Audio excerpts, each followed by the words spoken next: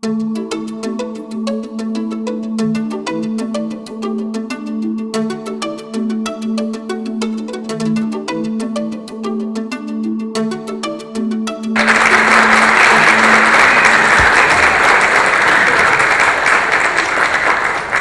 buenos días.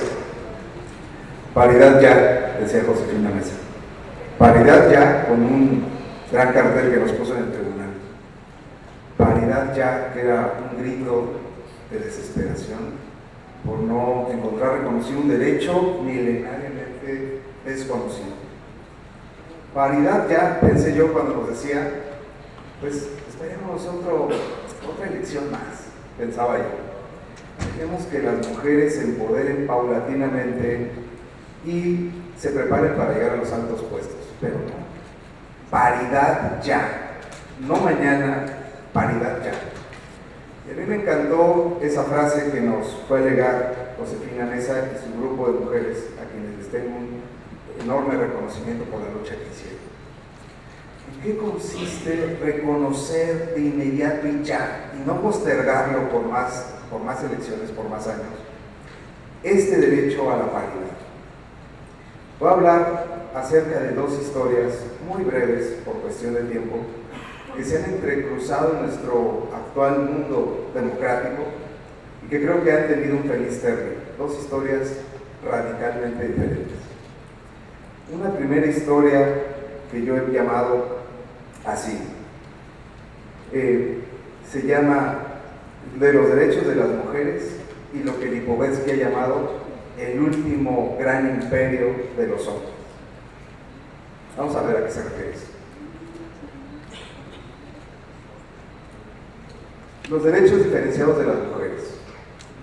Cuenta Ana Lau Jaibén, que estuvo aquí el lunes, la historia de las mujeres, del feminismo de la década de los 20 en México. Y nos relata cómo se formó el Consejo Feminista Mexicano en la posrevolución, en la etapa posrevolucionaria, 1919.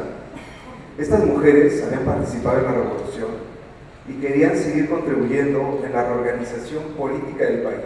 No bastaba con haber tomado las armas, sino que además querían reorganizar y administrar los escasos recursos que había en México. El programa de este Consejo, 1919, incorporaba la emancipación política como uno de los principios fundamentales por los que lucharían. Y se creó así, del 20 al 30 de mayo, estamos celebrando ese primer Congreso Feminista de la Liga Panamericana de Mujeres. Fíjense nada más que interesante, 1923. Elvia Carrillo Puerto, que a la postre fue una de las primeras legisladoras que existió en México, abogó por el derecho a votar y fue una sufragista incansable. Pero, por ahí decía ella, que sí votaba porque las mujeres votaran, pero no porque ejercieran el cargo, a pesar de que ella después fue legisladora. Y ella, como muchas otras mujeres, decían, el reino de la mujer está en el hogar. Ese es su lugar. Elena Land Asbury y la representante de la Liga Nacional de Mujeres Votantes estuvieron obviamente en contra y criticaron esta concepción reduccionista de la mujer, alegando, por ejemplo, que sus compañeras en Estados Unidos no concebían a la mujer como incapaz de ejercer funciones políticas. Estados Unidos lo tenía más claro. La mujer tenía las capacidades y las competencias para ejercer funciones políticas y públicas. Al final de esta conferencia, el 30 de mayo del 23, se votó por igualar las condiciones de la mujer en los ámbitos social, económico, educativo, de bienestar y de moral sexual. Sí, desde 1923 se prometió la igualdad, sin embargo esta no llegó. Primera parte de la historia. Segunda parte de la historia. El 18 de diciembre del 79, la Asamblea General de Naciones Unidas estableció lo que es considerado como la Carta Internacional de los Derechos de las Mujeres, de los derechos humanos de las mujeres. Y consta de un preámbulo y 30 artículos en los que define el concepto de discriminación contra la mujer y establece una agenda para la acción nacional con el objetivo de poner fin a esa discriminación. Con el fin de examinar los progresos realizados en su aplicación, México ha rendido hasta ahora informes cada 4 años, para efectos de determinar hasta dónde vamos. Estamos hablando que esta convención es del 79. Al año siguiente, en los 80s, México ratificó la convención y entró en vigor en 1981, hace bastantes años. ¿Qué decían estas convenciones sobre los derechos políticos de la mujer? Vamos a ver desde los 80s. Desde los 80s establecía que todas las mujeres tenían iguales derechos a ocupar cargos públicos, iguales derechos a ocupar cargos públicos, y en la realidad tampoco llegó. Esa igualdad no llegó. ¿Qué más decía esta declaración? Vamos a ver, artículo 3. Las mujeres tendrán derecho a ocupar cargos públicos y a ejercer todas las funciones públicas establecidas por la legislación nacional en igualdad de condiciones con los hombres, sin discriminación alguna. Yo he llamado a esta plática paridad ya, respuesta judicial a un derecho aplazado, porque si hacemos cuentas, llevamos bastantes años aplazando este derecho. Esta era una oferta democrática firmada por el Estado mexicano, constante y sistemáticamente incumplida. Y la incumplían los estados, los partidos, los ciudadanos, las organizaciones, las corporaciones, todo el mundo incumplíamos. Lipovetsky hace señalamiento acerca de algunos datos que no me canso de repetirlos, porque a veces hay mucha resistencia acerca de los derechos de igualdad, y como bien decía Ana Lau, la palabra feminismo hasta como que genera cierto rechazo, hay cierto estigma acerca de la palabra feminismo. Dice Lipovetsky que Francia llegó a tener 5.5% de representación femenina en la Asamblea Nacional, menos mujeres incluso en 1996 que en los años 40, después de la segunda posguerra. En el 93, por ejemplo, Estados Unidos contaba con 10.8% de mujeres parlamentarias, 1993, atrapados en los 90. Resulta que Querétaro tiene, según el informe de la Plataforma de Acción de Beijing, el 10% de mujeres empoderadas, 10% en el Congreso. O sea que estamos como estaba Estados Unidos en los años 90. Gran Bretaña, por ejemplo, en esos años tenía el 9.2%, Alemania tenía el 20.5% de los años 90, o sea que estamos a la mitad de lo que estaba Alemania en esos años. Dice Lipovetsky que existen al menos tres mujeres, estoy hablando del libro de la tercera mujer. La primera parte de la historia, la mujer, como veíamos en las láminas, José, era una mujer despreciada, una mujer subordinada, apartada de las funciones notables, que vivía solo la vida privada, que vivía excluida de la vida pública. Existía la idea de la superioridad viril. Aristófanes, por ejemplo, escribía Lisistrata, esta famosa huelga de sexo de las mujeres, la huelga de piernas cruzadas, pero también escribió Las asambleístas, si usted recuerda, en la historia acerca de aquellas mujeres que toman el poder y que deciden que todos son de todos y todas son de todos. Séneca, por ejemplo, tenía unas frases así, muy de este modelo de la primera mujer. Amor de mujer casta, perpetuo es. Como enarbolando la idea de que la castidad de la mujer es el valor único que tienen las mujeres. Y esto surgió desde el siglo XIX. La segunda mujer, en este segundo modelo que Lipovetsky pone, se exalta a la mujer, pero desde el punto de vista de otros aspectos que no la llevarían al servicio público, sino que la dejarían todavía en casa. Se exalta su belleza, hay partidarios de las mujeres, se sacraliza a la esposa, madre, educadora. El trono de la mujer es el hogar. Ahí está bien. El bello sexo, decían, es la única forma de lograr la divinidad. Goethe, por ejemplo, decía que el eterno femenino nos arrastra hasta lo alto. Las musas, las hadas del hogar, esta segunda mujer a la que se le gratifica con el poder de halagar y hacer sentir bien a los hombres. Ese era su modelo de segunda mujer. La tercera mujer, que es esta, la feminización del poder. La feminización del poder, dice Lipovetsky, que me parece una sensacional frase. Busca la autonomización de la mujer. Es una posmujer de la casa. El destino de ella es imprevisible y ella lo decide. Hay apertura estructural. Las instituciones admiten la participación de las mujeres y ellas deciden qué hacer con su propia vida. Si quieren formar parte de una asociación, encabezar una lucha, demandar, comprar, vender, quitarse de encima la violencia patrimonial. Es realmente una ruptura histórica esta tercera mujer, porque en los dos modelos anteriores, dice Lipovetsky, estaba subordinada a los poderes del macho, de ahí el término de falocracia, es decir, el poder de los hombres. Y esos planes de las mujeres estaban predeterminados por los hombres. Hoy por hoy tenemos magistradas, excelentes magistradas, tenemos líderes de opinión, tenemos líderes en consejos de administración y por supuesto en Querétaro pronto vamos a tener la mitad de diputadas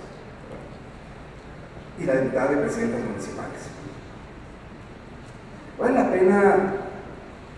la pena tratar de convencer a algunos hombres acerca de las bondades de reconocer este tercer modelo de la mujer. Yo les voy a decir a mis compañeros hombres, a los de mi género, cómo llegué a convencerme de ser un feminista.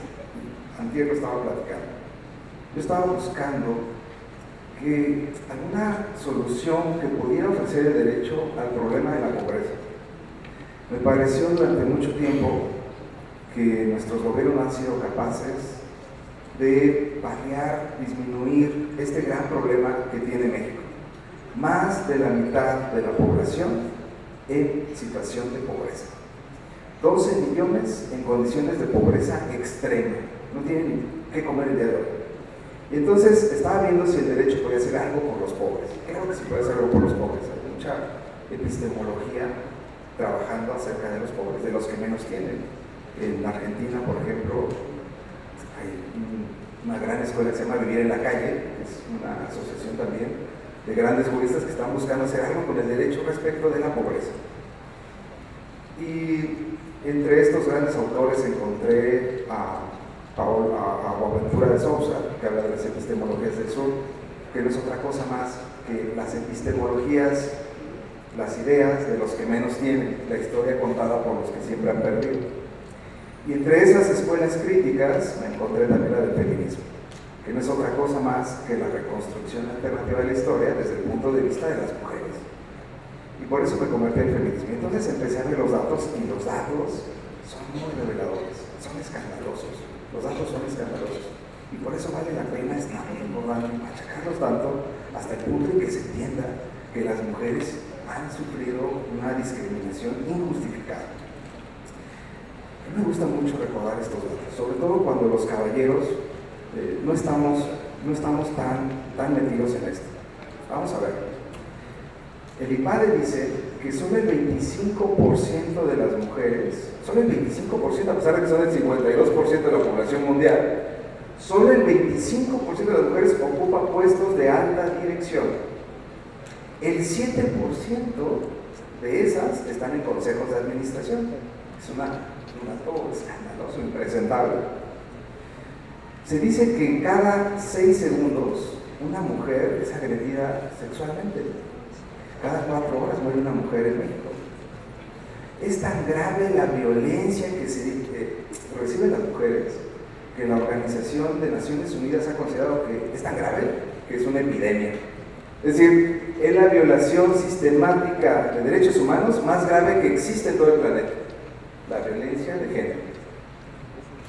En cuanto a representación política, las mujeres, decía yo, no estamos ni en el 10%, ni en el 10%. Querétaro está en el último lugar a nivel nacional. No obstante que, por ejemplo, el año pasado, y lo comentaba la doctora Miguel hace 2 días, los partidos políticos a nivel nacional recibieron cerca de 123 millones de pesos como dinero etiquetado para el liderazgo de las mujeres, para capacitación de liderazgo político de las mujeres. 127 millones de pesos, de los cuales incluso un solo partido recibió 23 millones. Eso fue solamente a nivel nacional. Falta ver cuánto dinero reciben a nivel local. Ya acumulado es una bolsa muy grande. Yo me preguntaba cuando José decía paridad, yo decía, bueno, ¿cuánto dinero más vamos a necesitar invertir en esto? ¿Cuántas vidas y cuántas generaciones tienen que pasar para que las mujeres accedan en condiciones de igualdad? Frente a esta realidad, frente a este contexto, frente a esta oferta normativa que hizo el Estado mexicano de tratar a las mujeres con igualdad, había demandas y esas demandas podrían tratarse de dos maneras. O los jueces los hacíamos a un lado, o los jueces tomábamos cartas en el asunto y poníamos un basta ya. De una vez entrémosle al problema. Y esta es la segunda parte de la historia. La primera parte de la historia es los tres modelos de mujer, la primera y la segunda mujer, la tercera mujer. Y esta otra historia de los jueces. ¿Qué ha pasado con los jueces en México? Les voy a dar algunos datos. Voy a leer algo que me impactó. Esto es de febrero de este año.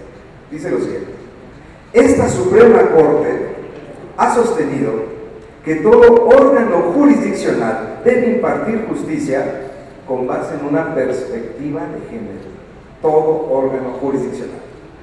Aun cuando las partes no lo soliciten. Esto es de oficio, no importa si lo hacen valer o no. De tal manera, dice la Corte, que el juzgador debe verificar si existe una violencia o vulnerabilidad que, por cuestiones de género, impida impartir justicia de manera completa e igualitaria.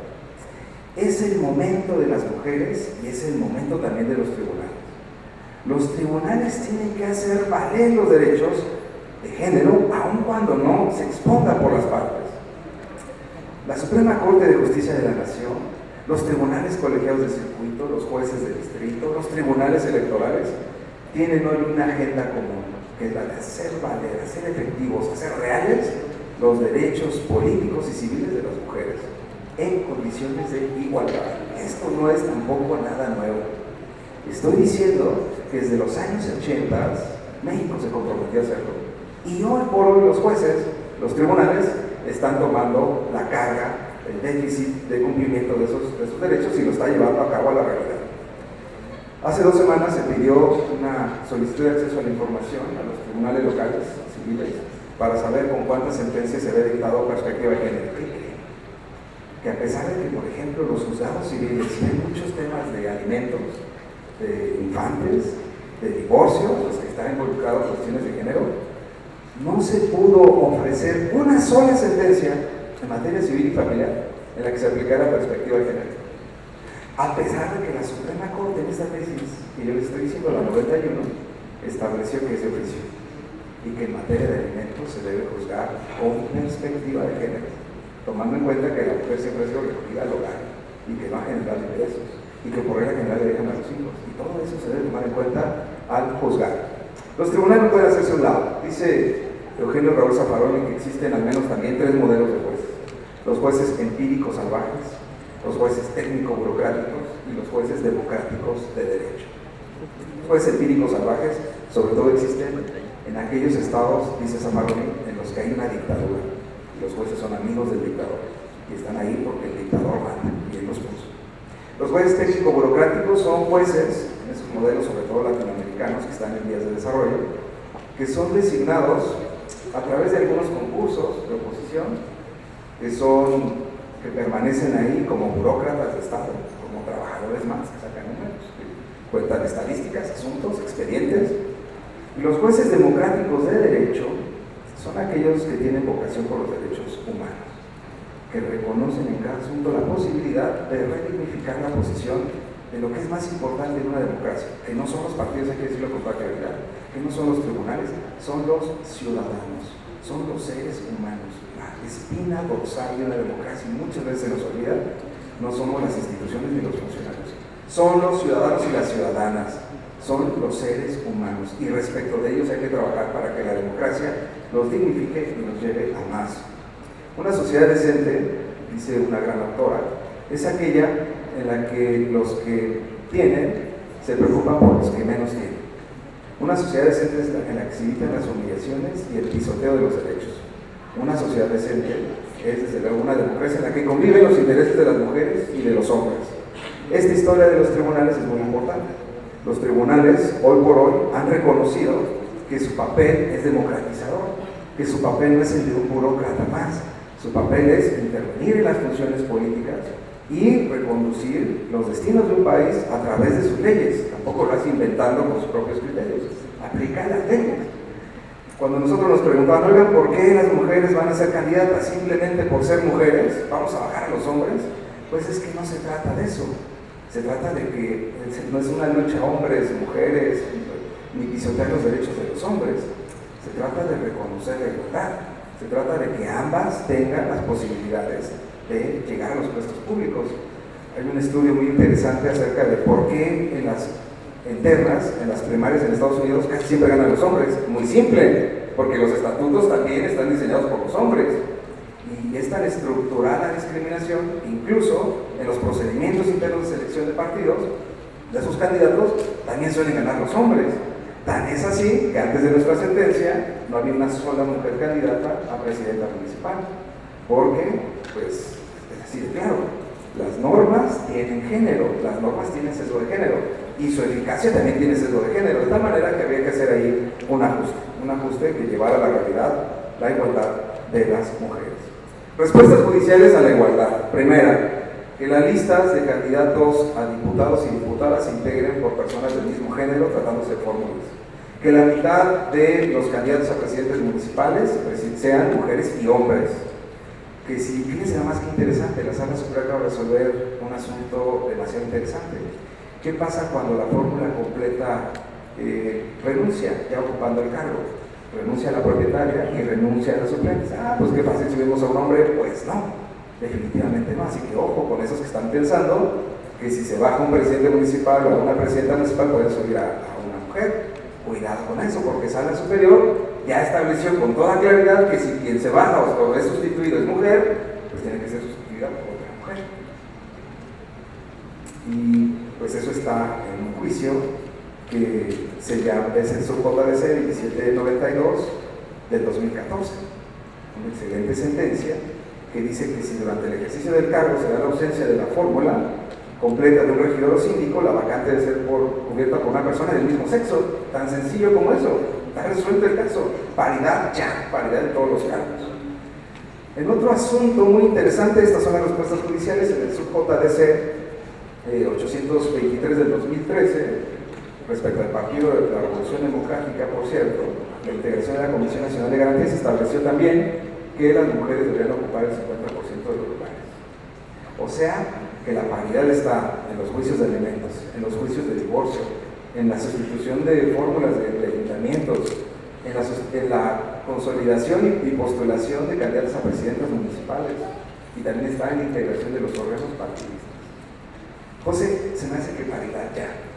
Se me hace que esto ya está consumado y es irreversible. Y a mí me da mucho gusto que en un estado en el que yo quiero mucho, lo que yo soy, Querétaro, dé por un primer paso a la igualdad y que sea ejemplo a nivel nacional de paridad.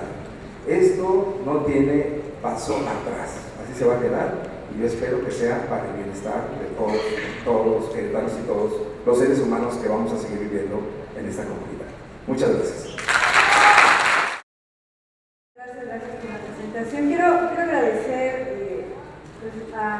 y reconocer el trabajo que para el desarrollo de este foro ha realizado José Mesa, presidente del Frente Político de Mujeres en el estado de Querétaro, porque ha sido una labor muy importante, muy fuerte, en conjunto con otras mujeres en pro de género. Entonces, agradeciendo y reconociendo, José, el desarrollo de esta y muchas otras actividades en pro de los derechos de las mujeres. Por otra parte, también agradecer el espacio que brinda el director de la Facultad de Derecho, Marcelo Carvalho, y el secretario académico, Ernesto Enrique Rivera, que en ese momento está con nosotros, porque siempre abren estos espacios para todo tipo de discusiones y para eso está la universidad, para el intercambio de ideas, para la construcción de conocimiento, para la generación y la consolidación de proyectos. Entonces, el mejor espacio para los espacios universitarios.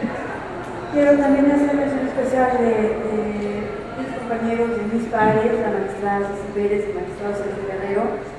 Siempre es un honor que vamos a compartir y compartir espacios, compartir mesas de trabajo, compartir foros, porque eso nos permite también seguir consolidándonos como parte de una institución muy valiosa para el Estado de Querétaro y de las integraciones. Entonces es un gusto que estamos compartiendo también esta mesa. Por supuesto, a todas las personas que se encuentran en este auditorio, candidatos, de manera muy especial a los estudiantes de la Facultad de Derecho que están aquí, que nos escuchan nuestras participaciones, siempre es un gusto. Siempre nos saludamos en la mañana, ¿verdad? Y a las 7 de la mañana, saliendo de clase. Entonces me da mucho gusto que estén ahí. Pues bien, muchos han dicho, será poco lo que yo comente, pero yo estoy convencida de la importancia que tiene el tema de los derechos de las mujeres. Al tema de derechos políticos de las mujeres, político-electorales de las mujeres y las acciones que deben llevar a cabo los órganos del Estado para poder eliminar todos aquellos obstáculos que obstaculizan que mujeres y hombres participen en condiciones de igualdad, pues nos obliga a hablar en principio de derechos. Yo diría primero, por una parte, el principio de igualdad, por otra parte, como dentro de los derechos de tercera generación, los derechos políticos minoritarios en estado de vulnerabilidad, y no es porque yo minimice, simplemente porque es una realidad en un escenario patriarcal, en la cultura en general, occidental, oriental. Entonces, principio de igualdad y derechos de las mujeres. En toda democracia debe respetarse la igualdad, y la igualdad se respeta y observamos ese respeto, esa protección a partir de una serie de prohibiciones. La igualdad es un valor y su antivalor es la discriminación. Entonces, ¿de qué manera jurídicamente se puede tutelar este principio? Pues a través de prohibiciones. Y un ejemplo muy claro, un valor muy claro, un principio muy importante, es el principio de no discriminación. Entonces, si nosotros estamos hablando de los derechos políticos de las mujeres, del derecho a participar en condiciones de igualdad en el escenario político, en el escenario de la construcción de nuestro entorno, en la toma de decisiones en el escenario público, pues tenemos que hablar de igualdad y de la no discriminación. Mucho se ha escuchado, muchas pláticas, muchos foros me han tocado también, es decir, bueno, ¿por qué derechos de las mujeres si todos somos seres humanos? Igual derechos tienen las mujeres que tienen los hombres. Y hasta cierto punto podría tener razón, yo no defiendo esa posición. Podría tener razón, creo, porque sí somos seres humanos, hombres y mujeres, porque así como hablamos de derechos de los hombres, son los mismos derechos que ejercen o de los que pueden gozar las mujeres. ¿Cuál es la diferencia? ¿O por qué hablar específicamente de los derechos de las mujeres? Porque las mujeres en este proceso histórico de vivir en un escenario patriarcal, en el cual en muchos aspectos han sido limitadas, coartadas, buscan el reconocimiento de los derechos al igual que los hombres. Pongamos un ejemplo, el escenario laboral. ¿Por qué los hombres tienen la posibilidad de desarrollarse en el escenario laboral que las mujeres no? Podríamos tener derechos en las mismas condiciones, es cierto. O participación política. ¿Por qué los hombres tienen el derecho a participar en la toma de decisiones públicas y políticas? ¿Por qué las mujeres no? Si los buscamos o si abrimos estos espacios, serán igual para hombres y mujeres. Sin embargo, y podríamos hablar de muchos derechos, sin embargo, en este proceso de lucha y de logro y de apertura de espacios para las mujeres, se fueron generando también nuevas condiciones que ponen de manifiesto que debemos poner atención y en especial hacer énfasis en la condición que viven las mujeres. Sí hablamos de derechos de hombres y mujeres, laborales, por ejemplo, pero las condiciones de las mujeres son diferentes. Se abre el espacio laboral, se van abriendo espacios de participación o de acceso de las mujeres, laboralmente hablando, pero entonces se encuentran con otro tipo de problemáticas, pongamos como ejemplo el acoso, ¿no? Entonces, el hecho de que las mujeres vivan en un marco cultural patriarcal sí exige que hagamos una distinción y refiramos derechos de las mujeres, independientemente de que hombres y mujeres gozamos de los mismos derechos. Por poner algunos ejemplos, el derecho a decidir sobre un embarazo, no, pues que es un derecho de las mujeres, sí.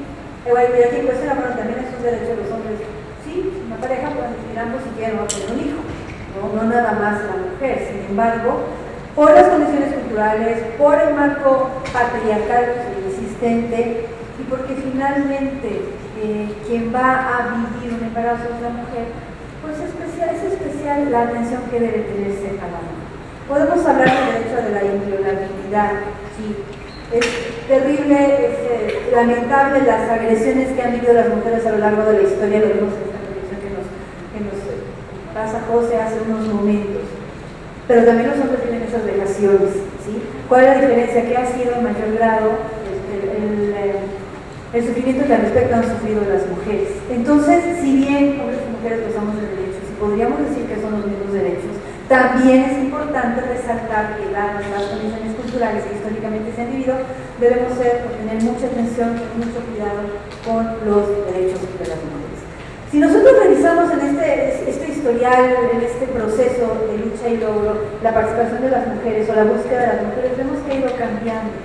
Por ejemplo, vemos que a fines del siglo XIX, ya se mencionó en esta mesa, la búsqueda de los derechos de participación política, ¿no? La sufragista. Vamos a votar, que tengamos el derecho de poder ejercer el derecho de sufragio activo. Yo puedo votar, ¿por qué nada más los hombres? Y se logra. En México, claro, hasta la segunda mitad del siglo XX.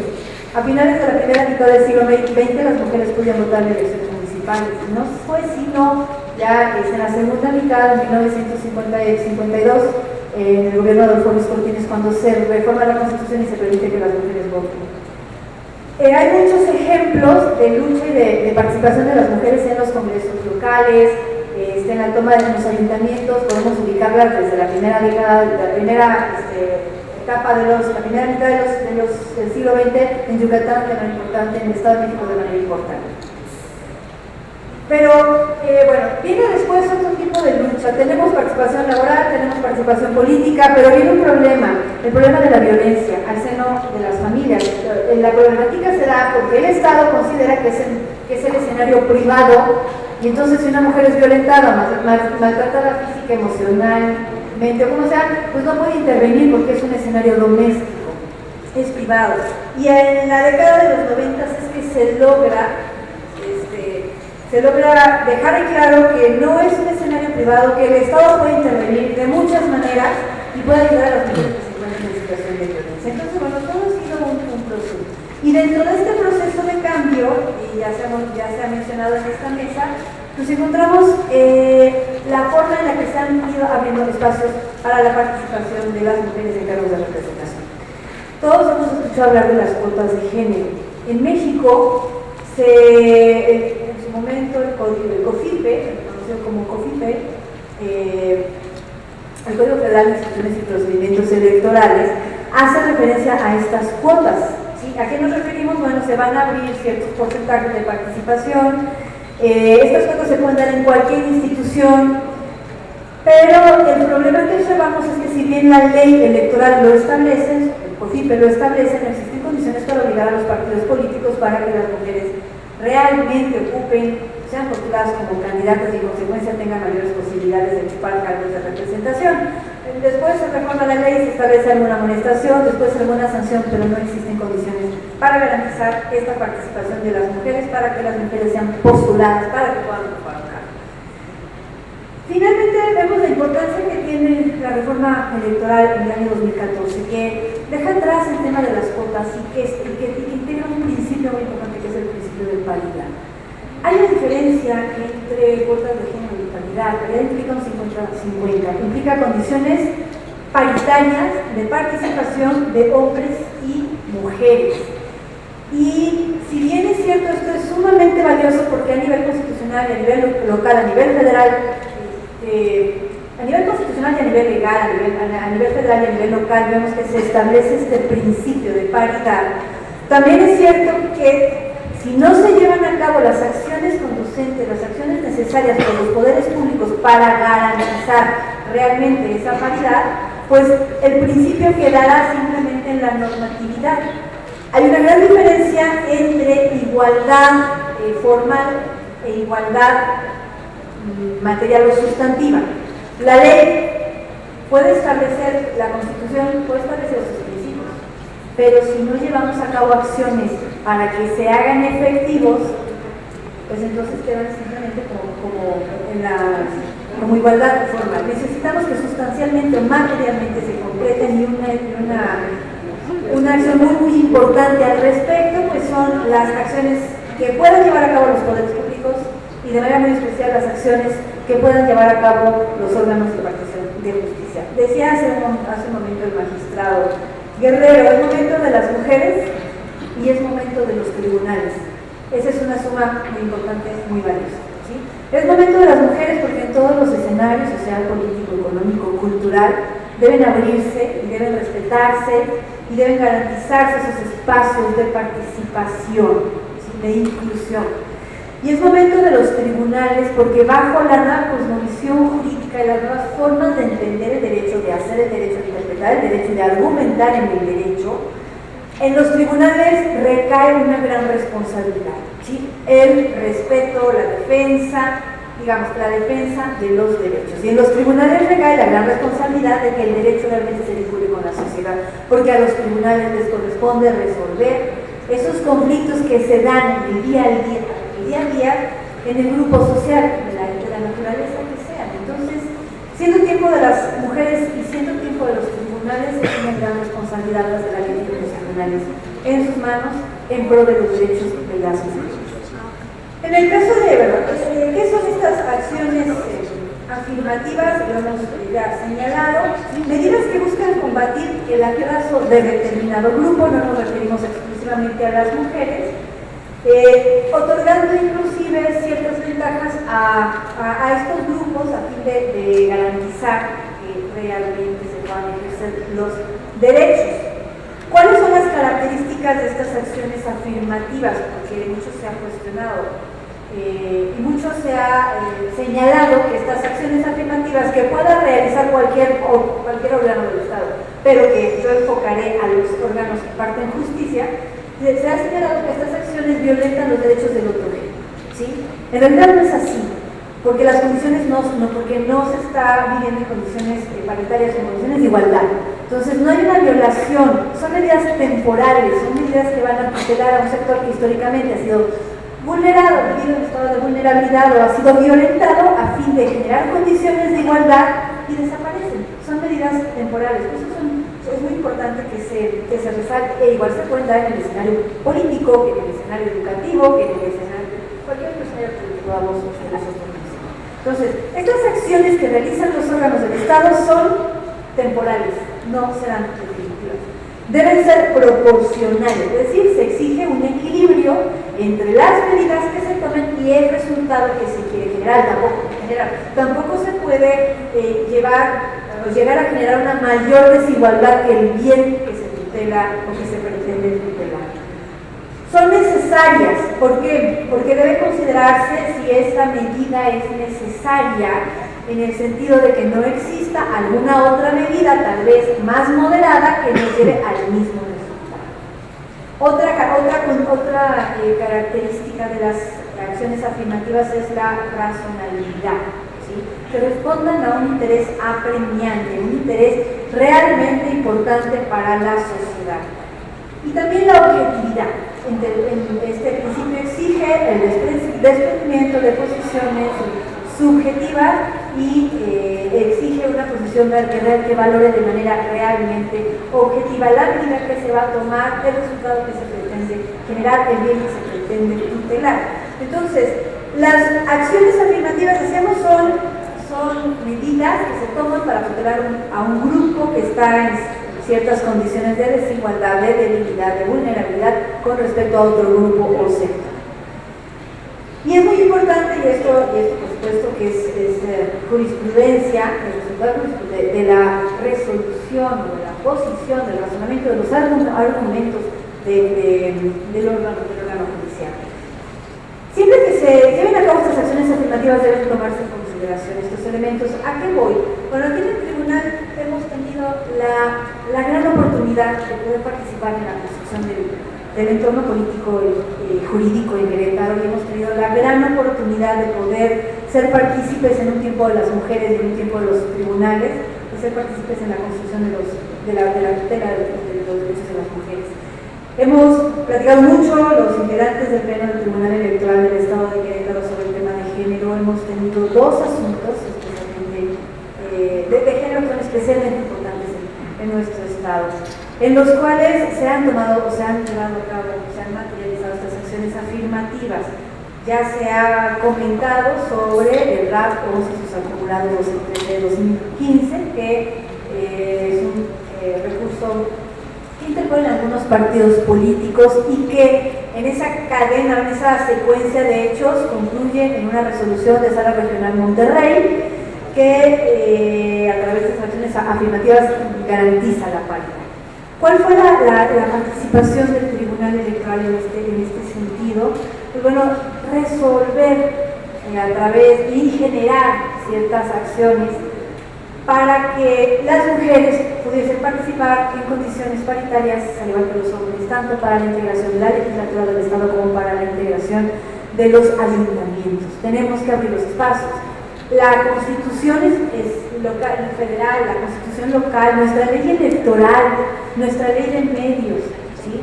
Refieren, establecen, consagran el principio de paridad, pero si no hacemos algo que permita concretar este principio, materializarlo, pues entonces quedaría, decíamos hace un momento, como un principio de igualdad formal establecido en la ley únicamente de la Constitución.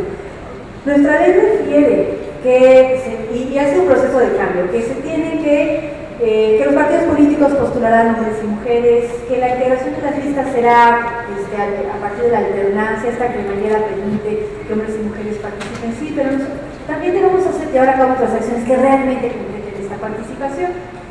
Este es un tema, estos recursos que se tomaron ante el tribunal, que nos llevan a resolver, sobre todo el tema de representatividad, de representación proporcional para la integración de la legislatura y de los ayuntamientos, y que finalmente nos llevan a una resolución de la Sala Regional Monterrey que dice, que establece, que resuelve la redundancia, que deberán postularse mujeres y hombres en paridad por los partidos políticos para las presidencias municipales, para los ayuntamientos. Entonces son acciones muy importantes que se van llevando a cabo, que van generando reajustes en el escenario político de las entidades federativas, no somos el único caso, pero que finalmente constituyen pasos muy importantes en el tema de los derechos de las mujeres. Por otra parte, tuvimos la oportunidad también de resolver un tema de candidatura independiente y paridad, unos principios sumamente importantes que genera esta reforma electoral, porque un aspirante, una persona, un ciudadano que quiere registrarse como aspirante de candidato independiente, registra la fórmula, o pretende registrar una fórmula en la que hombre encabeza es el propietario, encabeza la fórmula, mujer es el suplente. El órgano administrativo dice no te puedo registrar porque la ley es muy clara, y sí, efectivamente la ley es muy clara, la ley señala, la ley electoral señala que las fórmulas se registrarán con personas del mismo género, por los hombres o las mujeres, porque de esta manera se está tutelando la paridad, el principio de paridad. Es cierto, sin embargo las condiciones son diferentes y siempre se debe llevar a cabo la interpretación del contenido, del cual es desentrañar realmente cuál es ese contenido normativo, pero a la luz del género, a la luz del principio de paridad, a la luz de los derechos humanos.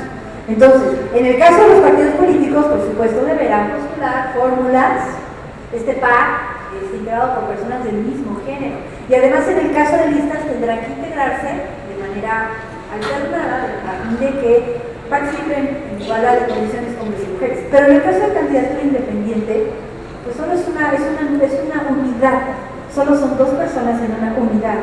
Y se consideró por parte de este tribunal la importancia de que en esa unidad, independientemente de que fuera hombre-hombre, mujer-mujer, mujer-hombre, hombre-mujer, pues se diera la oportunidad de registro, porque aquí de cualquier manera se está garantizando la paridad, más aún, en este caso, la propuesta es que un hombre encabece la fórmula y que su suplente sea una mujer, porque lo que se pretende al establecer en la ley este principio de que dos personas del mismo género integren la fórmula, es proteger precisamente a las mujeres por fenómenos o por situaciones que se dieron años anteriores y que dejaban en estado de vulnerabilidad a las mujeres, porque si una mujer es postulada y su suplente es un hombre, la mujer puede pedir licencia y entonces accede a cargo del hombre.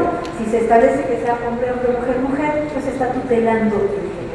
En el caso al que yo refiero, la candidatura independiente es una unidad y por lo tanto el tribunal considera que si la fórmula existiera por hombre y mujer, no se está violentando el principio de paridad y que esa decisión resulta de una interpretación del marco constitucional, del marco legal para los derechos.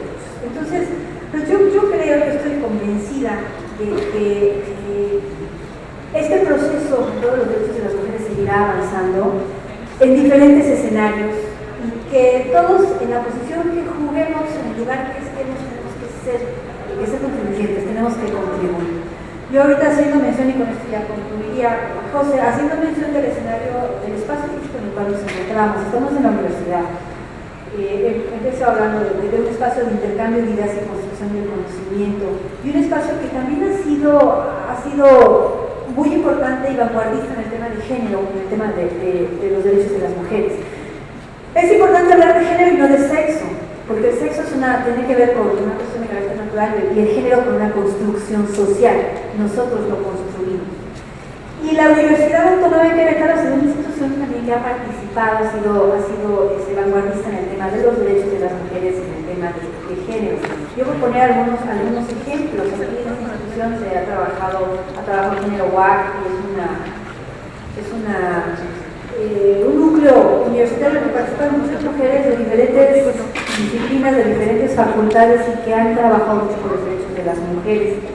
Aquí que hay presentes muchas alumnas de la Facultad de Derecho particularmente. Hay más mujeres que hombres como estudiantes de Derecho, y eso es muy significativo porque hace algunas décadas eran muy pocas las mujeres que eran estudiantes. Hoy estamos hablando de ya casi un 50% de maestras mujeres, cuando hace unas décadas eran solo hombres. Yo creo que a la maestría nos tocó tener maestros nada más, cuando fuimos estudiantes de la facultad, cuando no se fue en mi caso. Tenemos el grupo de abogadas WAC, tenemos presidentas de sociedad de alumnos. Entonces, hablando de este espacio en el que nos encontramos y considerando la presencia de tantos jóvenes estudiantes, principalmente de Derecho, pues es importante resaltar también la labor que la institución ha hecho en favor de los derechos de las mujeres. Concluyo agradeciendo nuevamente la oportunidad que se me da de participar en este foro, felicitando a José por el trabajo tan valioso que nuestra entidad ha desarrollado en todos los derechos de las mujeres, felicitando a todas aquellas mujeres y hombres que el día de hoy son candidatos por parte de los partidos políticos o candidatos independientes y que son actores muy importantes, muy valiosos en la construcción, insisto, de nuestro escenario democrático, en la construcción de la democracia. Y pues cerrando y reiterando, yo agradezco la oportunidad de poder participar en esta construcción a partir de una institución de reciente creación, pero que ha trabajado de manera muy intensa en pro de la democracia, en pro del derecho electoral, y que también, por supuesto, ha tenido muy presente el tema de los derechos humanos y particularmente los derechos de las mujeres.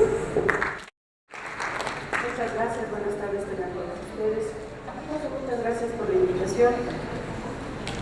Pues después del caluroso aplauso a nuestra presidenta el día de hoy, aquí en este auditorio José Adán Morales, me queda claro que ya no vuelvo a discutir contigo, presidenta. Ya me quedó claro que efectivamente no puedo yo disentir contigo. Y déjenme compartirles que también allá en el Tribunal Electoral la queremos mucho. Así que felicidades a alguien que bueno que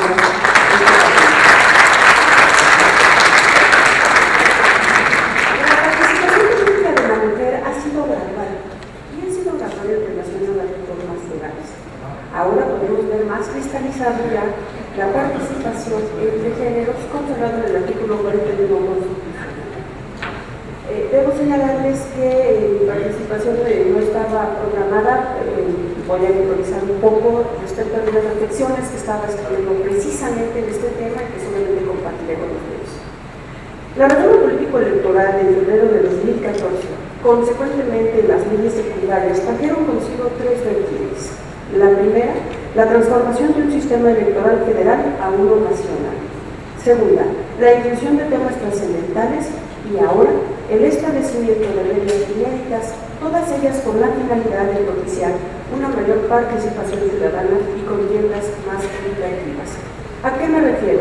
Me refiero a la materia de género.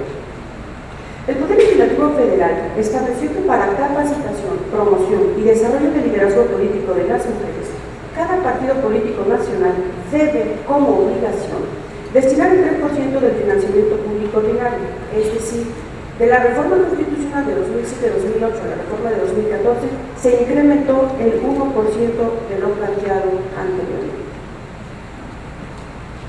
La Ley General de Partidos Políticos establece que las mismas fuerzas, deben destinar ese 3% en diferentes rubros. En este año 2015, la capacitación, promoción y desarrollo del liderazgo político, con una cantidad que ya el magistrado Sergio Valdez nos hizo a favor de compartir, alrededor de 123 millones entre las 10 fuerzas políticas. Pero va más allá esta reforma constitucional y reforma legal, porque la Ley General de Partidos también señala en qué tiene que aplicarse ese 3% del financiamiento público ordinario en cuanto a la participación política de la mujer. Son 5 rubros, solamente mencionaré 3. El primero de ellos debe llevarse a cabo organizaciones, investigaciones, cuya finalidad será informar a la ciudadanía de la evolución, del desarrollo, de los avances y cualquier tema de interés que tenga que ver o que tenga alguna relación con el liderazgo político de las mujeres. Segundo, la elaboración, publicación y distribución de libros, revistas, folletos o cualquier otra forma de difusión de temas de interés relacionados con la paridad de género. Y tercero, la organización de mesas de trabajo, conferencias, talleres, eventos y proyecciones que permitan difundir temas relacionados con el desarrollo de las mujeres en su incorporación a la vida política. Lo interesante no nada más es dejarlo escrito, o que esté ya escrito tanto en la Constitución, como ya lo señalé, como en las leyes secundarias. Ahora lo interesante será también es que los partidos tienen que entregar un programa anual de trabajo a la unidad técnica de fiscalización, en donde tendrán que describir los objetivos, las metas, los indicadores, que serán la base de los beneficios que nos permitirán conocer o dar a conocer lo que serán los beneficios, pero sobre todo los resultados de esa distribución del 3%. Ojo con este dato, porque no hay que perderlo de vista, José. Esto tendrá que ser, por supuesto, incluir el ejercicio anual de cada uno de los partidos políticos. El objetivo es que los partidos políticos deberán orientar ese ejercicio de financiamiento hacia actividades con mujeres y generar estrategias para ampliar conocimientos, habilidades, aptitudes en el ejercicio de cargos políticos.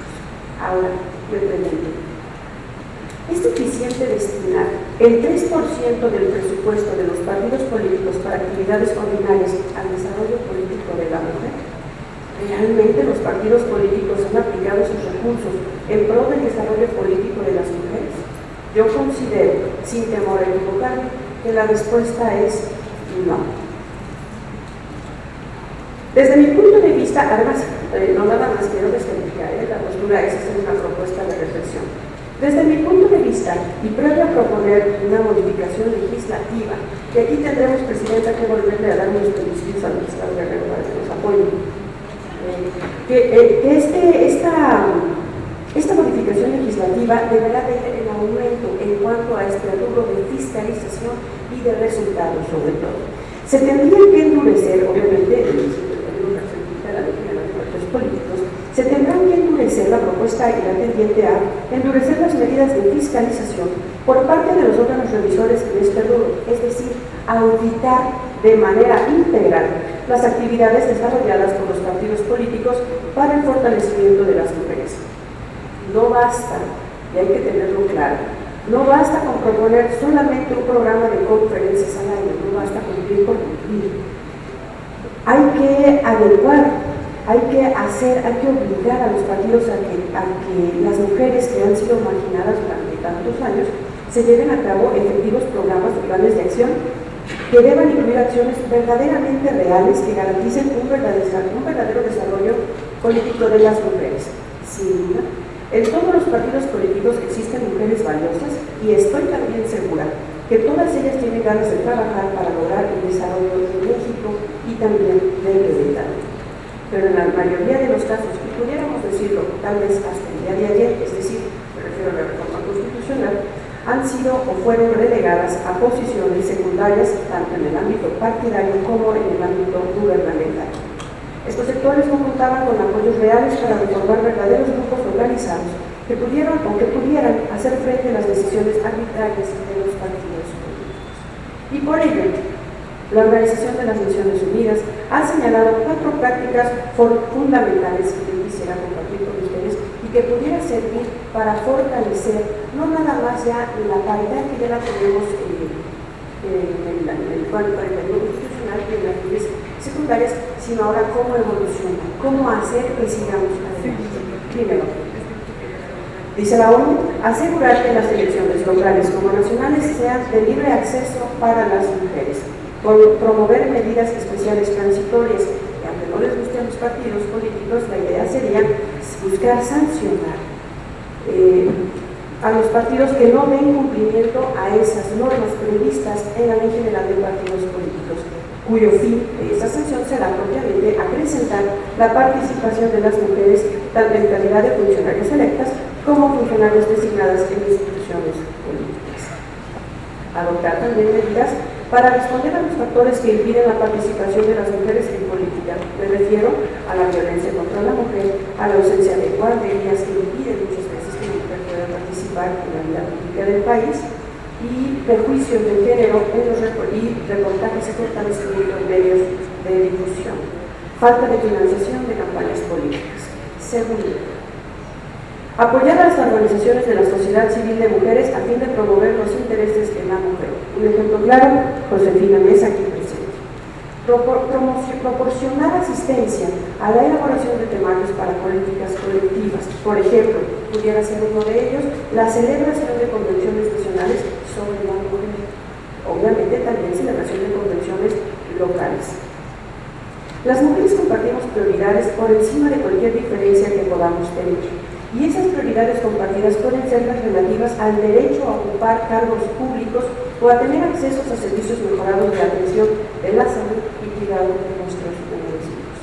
Es importante que las mujeres coordinemos acciones, creamos coaliciones, colaboremos y aseguremos la emisión de mensajes en común en tiempos de cambio.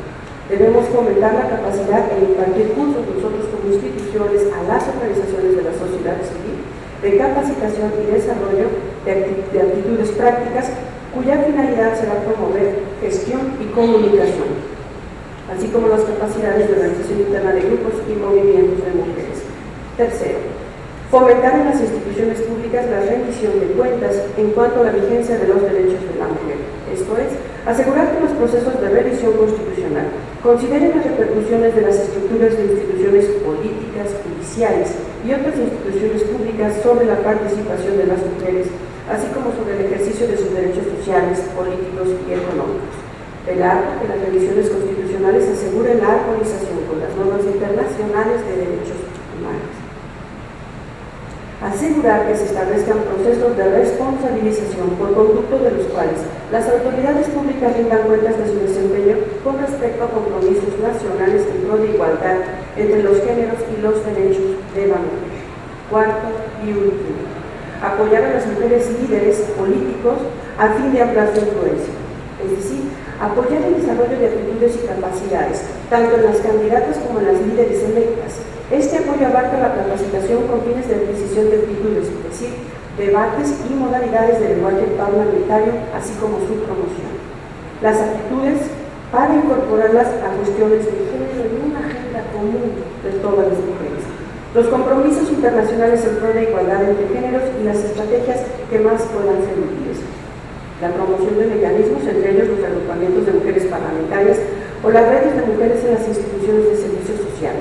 La creación de mecanismos gubernamentales dotados del mandato, las capacidades y la ubicación en el gobierno que posibiliten una eficaz promoción de políticas favorables a los intereses de las mujeres. Reflexión, y comparto con ustedes. No podemos dejar de reconocer que los avances han sido importantes. Sin embargo, aún falta mucho por hacer.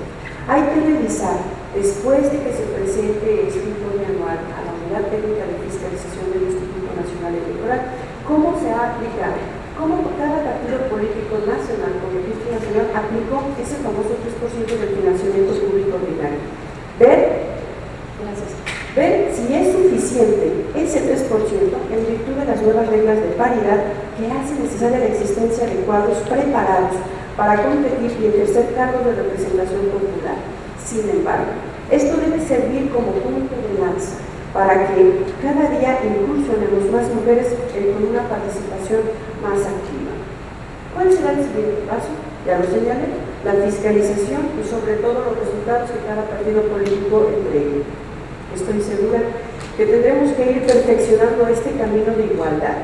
Es cierto, falta camino por recorrer, pero hoy por hoy podemos decir que es más tangible, y la tangibilidad la podemos ver en este artículo constitucional. Este acceso es más real, es más efectivo y por eso todos, partidos políticos, hombres, mujeres, ciudadanos, organizaciones, instituciones, no debemos quitar el dedo del renglón, debemos al contrario sumarnos, debemos unir esfuerzos, todavía hay mucho por hacer. Es más, me atrevería a afirmar que con esta reforma 41 esto apenas empieza. Muchas gracias.